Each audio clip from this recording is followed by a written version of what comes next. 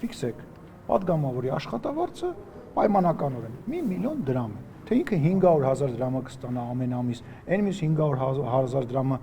կհավաքվի տարվա վերջում միանգամից կստանա, կտոր կստանա, դա իր աշխատավարձի մասն է, անունը կլինի պարգևավճար, անունը կլինի, չգիտեմ, մի այլ բան, դա իր աշխատավարձի մի մասն է, այլ հարց է, որ դուք շատ հաջող կալկուլյացիա եք անում, կարողանում եք վերցնել, ենթադրենք մի տարվա 700 հոգու աշխատավարձը գումարեք իրար, վերածեք դա դոլարի, ասել աստղաբան, ինչ ասեց, ազատության Կարլենը։ Բայց աստղաբաշխական թվերը։ Իսկ դուք գիտեք ազատությունը ինչքան են ստանում լրագրողները։ Աստղաբաշխական գումարներ։ Հարգելիս, Ամերիկայի Միացյալ Նահանգների կամ այլ երկրի կամ այլ կազմակերպության բյուջեից են ստանում։ Ես կրկնում եմ։ Հանրային միջոցների, պարոն Սիմոնյան, հանրային միջոցների։ Դու այն մնացածը, որ սրանից առաջ խոսում էի, մենք չէինք լսում։ Ուրեմն ֆիքսեք, պաշտոնյայի աշխատավարձը այդքան է։ Բանկի աշխատավարձը, բանկի օրենքով չենք ֆիքսում, որովհետև խնդիր կա, կանենք։ Դրա համար վարչապետը նաև ասաց, որ սա միջանկյալ լուծում է։ Ֆիքսեք, աշխատավարձը այդքան է։ Ասում եմ, եթե այդքան ջանասիրաբար ձեզ այդ ամեն ինչը անհանգստացնում է, վերջի վերջո հայտարարություններ եք անում լրագրողներով, լրագրողական ինչ-որ կազմակերպություններով, հարգելիներս, սկսեք ձեր թափանցիկությունից։ Մենք թափանցիկ ենք, առնվազն դուք մեզ քննադատում եք, մենք ինչ-որ ձևով բան ենք անում, նա ձեր թափանցիկությունից սկսեք։ Այլ լրագրողների մասին էլ կան դրանալ։ Ես իրան եմ խոսում, իր հարցերին պատասխանեմ, հետո ձեր հարցերին կպատասխանեմ։ Պարոն Սիմոնյան, հիշեք։ ՕԳԳ պետք է ունենա կառավարությունը, որպեսզի այդքան որոշել, ով ձեզ թույլ տվել դուք այդ ՕԳԳ-ն դասեք։ Դուք որպես քաղաքացի կեցաք այդ ՕԳԳ-ից ելնելով կքվեարկեք Քոչարյանի ՕԳԳ-ին, Սերժ Սարգսյանի ՕԳԳ-ին, մարդ էլ կլինի կգնա Նիկոլ Փաշինյանի ՕԳԳ-ին կքննարկի։ Հիմա խենք է մենք դա քննարկում։ Տեսեք, Նազելի Բաղդասարյանը դուք էլ քիչ առաջ վկայակոչեցիք խաղաղություն բերելու փաստարկը, որ խաղաղություն եք բերել եւ այլն, ու դա համարում եք արդյունավետություն, որի համար կարելի է պարգևատրվել։ Ես տենց բան չեմ ասում։ Նազելի Բաղդասարյանն ասել է։ Ես Նազելի Բաղդասարյանը չեմ։ Ես Նազելի Բաղդասարյանի խոսնակը չեմ նույնիսկ։ Դե ասեք ինչի համար պիտի պարգևատրվի ես դուք չեք լսում, երբ որ ես խոսում։ Ասեք աշխատավարձը։ Չէ, մի րոպե։ Դուք չեք լսում, որ խոսում եմ։ Լսում եմ շատ ու շատ։ Մարդիկ ստանում են,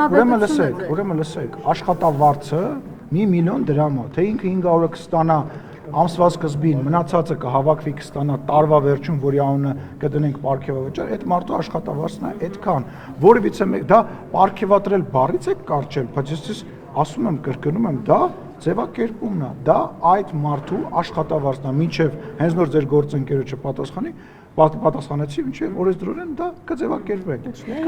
Խորհրդարանական կառավարման երկիրներում դուք վերահսկող գործառույթ ունեք նաև գործադիրի նկատմամբ ու գործադիրի անդամները, այդպես ես պիտի երկրորդեմ, աստղաբաշխական թվերով պարգևատրումներ են ստանում, որտեղ 7-8 միլիոն, 6 միլիոնը դրանք իսկապես ահռելի գումար են մեր տիպի աղքատություն ունեցող երկրի համար։ Հիմա դուք չպիտի հաշվետվություն պահանջեք կառավարությունից, այդ միլիոնները ինչի համար եք ստացել։ Եթե խաղաղության համար են ստանում, եթե համարում են, որ խաղաղությունը Խաղաղության համար չենք ստանում, ստանում ենք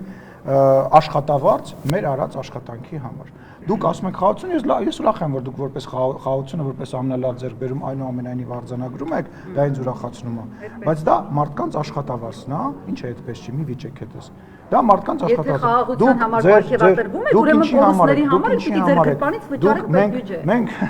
այդ ձեր խնդիրը կանում է նրանում, որ դուք կորուստը ենթադրում եք, որ կարելի է փողով հաշվել։ Փողով կորուստը չեք հաշվի։ Դուք կորուստները իհարկե արի չբանավիճենք, հարգելի լրագրող։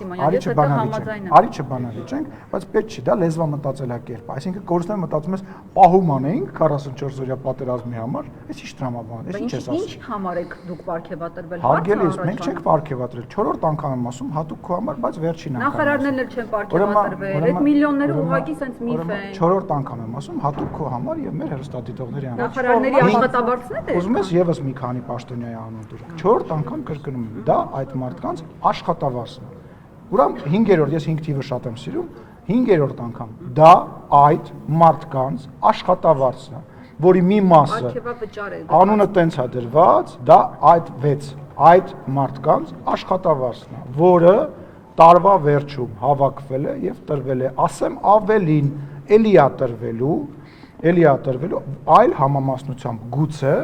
էլի է տրվելու, դա այդ մարդկանց աշխատավարձն է։ մի հատ էլ ասել, ամեն ամիս դա աշխատավարձ չեն այդ ստացել, մարդկանց հավաքվել են, ոչ հիմա ստացել են իրենց իրենց հասանելիքի այն նախատեսվածի իրենց մի միջա։ մասը 8-րդ Վիդեալների անգամ իշխանությունը, դա այդ մարդկանց վիդեալների աշխատավարձն է իշխանությունը իրար համարում է- հետ դա այդ մարդկանց աշխատավարձն է 10-րդ անգամը Հասկանալի է, դա ոնց որ ոչ ֆորմալ բարձրացում է։ որովհետև այո, դա ոչ ֆորմալ բարձրացում է, որովհետև իրավական ձևակերպման առումով